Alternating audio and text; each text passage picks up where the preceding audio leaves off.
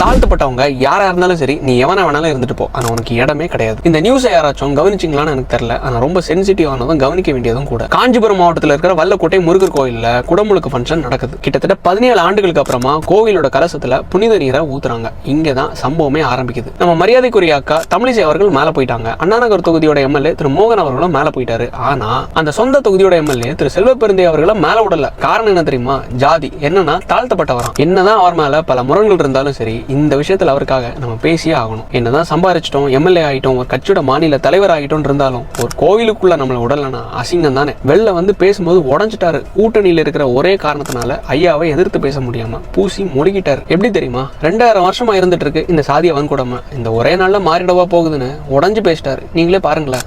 2000 ஆண்டுகளாக பிரச்சனை இருக்கு. இன்னைக்கு ஓவர் நைட்ல தீர்க்க முடியாது. ஒரு தொகுதியோட எம்எல்ஏக்கே இந்த நிலைமைனா அப்ப பாமர மக்களுக்கெல்லாம் இதுதான் உங்க சமத்துவ ஆட்சியா சார்? அதாவது ஒரு நாய்க்காச்சும் இதுக்கு இந்த மாதிரி முடி இருக்கும், இது இந்த சைஸ்ல இருக்கணும், தோரணை வச்சு ஜாதிகளா பிரிக்கலாம். ஆனா இங்க கண்ணு, மூக்கு, வாயின்னு எல்லாத்துக்கும் ஒரே மாதிரி தான் இருக்கு. இது எல்லாத்தையும் தாண்டி எப்படிடா பிரிக்கிறீங்க?